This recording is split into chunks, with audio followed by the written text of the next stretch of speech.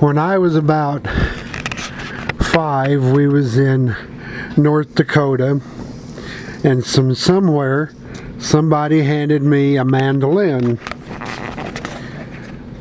And for a few weeks I tried to play it. I don't even remember who was giving me lessons. Probably Roger, because they was pretty much simple chords that were all on the mandolin to play it. I didn't like it and wouldn't play it very much. So it kind of disappeared. I ended up at Ted's, the music place, where I was given lessons. But I still never did well with it. Somewhere thereafter, we were in Excelsior Springs when Gus Stewart was playing with the Glenn Miller band that had a new leader. I really like Gus Stewart and Accordion, all the noise. Once again, there appeared a small 12-bass accordion. I remember going back to Ted again and liking the accordion. It didn't hurt my fingers. It wasn't as difficult for me to get the idea of what to do with it. That went on for a little while, and I ended up with a little gold 120 bass accordion, and I seemed to have an ear for music. I could not read music all that well, but I could listen to it and play it after I listened to it for a while. I watched all the chord patterns on the guitar and the other instruments and figured out pretty quick just about all the country songs we were playing then had very similar patterns. And so you kind of figured out that everything on the accordion was based on those patterns. And once I did that, I was doing a pretty good job of reading music and following through. I never was any good at reading like the left hand of a piano, still not. And the accordion chords were all written on top of it. They were the guitar chords or whatever else you want to call them. I guess I should mention that there's a picture of my first really good accordion with me standing holding it. It's a New York Excelsior, and it's a beautiful black accordion that was undoubtedly the best sound I ever had on an accordion. And the place I took lessons first and the most was a place called the KC Rhythm Kids. It was at 3733 Broadway. Its phone number was Logan 3218. And the guy's name, all I ever knew was Ted. Sometimes you'd be by yourself, sometimes there'd be 2 or 3 people around. You never knew really what was going on. If you felt like beating on the drums that day, that's what you did. The picture that I've got on the back of it is written December 26, 1959. So that would have made me almost 14. Because that was just a couple months for my birthday. Anyway, by that time, I had played enough around Roger that he had me, I guess I was probably about 8 years old, playing music with a place that was the Red Cross shows. And we went to the VA hospitals and donated whatever value we had to the shows. Once in a while I did very well. Sometimes you just did what you did. But I kept getting better and kept getting better stuff with it. I finally wanted to get a little more serious, and somewhere downtown on Main Street there was a place called Quigley's Music. They had several things that were good. One, a better teacher on the accordion, and two, they had a thing called Quickly Bucks. If you practiced, you got to have these Monopoly money looking things, and if you got enough, you could go down to their office and they had a gift case where you could pick things out with your money. I still have a pair of accordion cufflinks that I picked out, and a variety of little things that was all involved with it. Somewhere in the pictures and all the memorabilia, there is a newspaper picture with me playing with about a half a dozen or a dozen, I don't remember now, just thinking about it. There were several of us playing accordions and stuff. And you got awards when you made that little group of people. That was also good to trade in for things. Well, I got tired of that pretty quick because I knew I was smarter than a teacher. I always was. And ended up started playing music around. That's about the time I got that accordion I met Mike Murnos. And we started running around playing music together at different places. I guess I'm out of order because the very first place we ever played music, I ever played for money, was in the middle of 40 Highway. It's all gone now, but at the time it was a beat up old bar and had a motel behind it. It's been gone for many, many years. But one of the nights we played on the first weekend, Tom and Mary came out. They were in a chauffeured limousine, tuxedos and ball gowns, and a friend, whoever he was trying to sell something to, came in.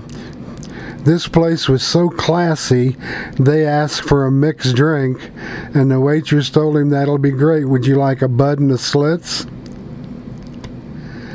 But it was quite a unique experience. I think that was a drummer named Gilbert Daughtry, and I think Mike was there too. I'm pretty sure he was. We made about $7 a piece on tips, but it didn't deter anything. We kept playing and separated some. For a little while about that time, I played with a dad and a son and about 3 other instruments. It was drums and guitars and me, and we played at a bunch of Eagle clubs. We was making $25 a piece doing that. He was a member of the Eagles Club, and we played, 6 months or so. And I decided that I wanted to play with Mike again, so I joined the Musicians Union.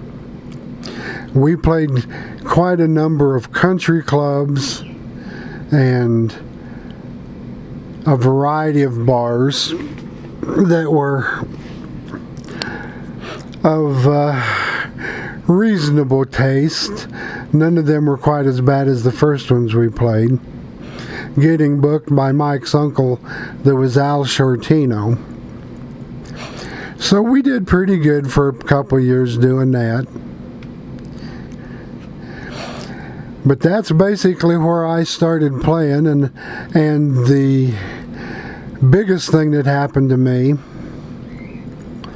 would have been early '64 when I was a senior. Mother helped me buy that Cordovox accordion that I still have. From there I started to sound like I knew how to play music because the instrument was so good. So I got back together with Mike at that point, and we played some pretty good shows for some pretty good money with that direction. But everybody else that was in our group got better than I did, and they kept moving on faster. They had lots more ambition and were tremendously better at doing things like reading music. I was kind of stuck in a period of time for my music of the big bands and some update songs, but I was country music I was really one of the people that wanted to play what he wanted to play, and that really was the wrong way to be, to play music. You have to play what the people want. I never did get rock and roll. Some of the early stuff I did okay with when it was still more the rockabilly, but I didn't do worth a damn with regular rock and roll stuff. In the present day, I couldn't even get close to. That's probably because my biggest problem was I wanted to play what I wanted to play. So as far as life is concerned, that's basically where I started playing music. Some of the little things we did was a lot of just get-togethers in places. I can remember Mike Bernos lived right off of Old 40 Highway, not very far from where Grandma lived, your mother's mother. And we used to play with the garage door shut and open the door up to go out and find out there'd be 50 people in the front yard dancing. So we just got to where we left the yard, the doors open, and that was always fun. When I was younger, our little group got together, and up and down 40 Highway there was lots and lots of bars. The Bamboo Hut was owned by Lloyd Hale, and he didn't run it, but we played there any number of times just for tips and pick up $15-20 a piece doing that. One time we went, there was a place called the Tumbleweed out on 40 Highway. Oh, it probably, these things haven't been there for a long time. Probably if you went out to Nolan Road and went another half a mile or so on Nolan Road, on New 40 Highway, on the south side of the road there was a bar there called the Tumbleweed. It was a pretty good place at the time to play music because they was going to pay pretty well. We had a 2-week engagement there to play Wednesday, Friday, Saturday nights. So he wanted a contract, so Mike and I went out there about 10 o'clock on I don't know, I think it was this Monday before we were supposed to start. It was about 11 o'clock in the morning, and as we're walking into the place, a chair came through a picture window. Mike looked at me, and I looked at him. We turned around and got back in the car, called him and said, "Thank you, we don't need to be someplace to get our equipment torn up." And then one time we played a place, I can't remember the name of it. It was a country bar. Everybody thought it was country music, but it was just me and a group of people that wanted an accordion. One of them was a guy called Hobie Shep that was one of the people that played on the Cowtown Jubilee downtown. I was about 14, and man, they had some good musicians. Hobie played the fiddle and the guitar, and there was a saxophone. The guy played the banjo and several other instruments, and he played horns also. And we played some of the best jazz and Dixieland music there was. I got to play there a week before they figured out I was only about 15 years old. Seems they objected to have somebody that young in a strip bar, so I didn't get to stay there very long. But there was a lot of places along the way. A lot of strange things happened. But that was basically the inception. I guess I just enjoyed the music and the sound of the accordion more than I did me playing the other instruments. Might have been because I knew people that played the other instruments very well, and it didn't sound like I was getting there fast enough. But by playing something totally different, I didn't know the difference in the quality of music, and as long as I was playing with them, you sounded like you was contributing instead of detracting. But all in all, I'm glad I did, because I enjoyed playing it for so many years. that's about all I can think of.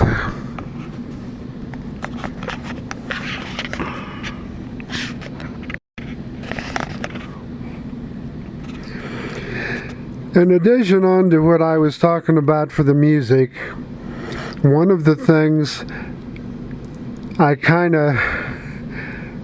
don't talk about very much, but at the time it was a really big deal.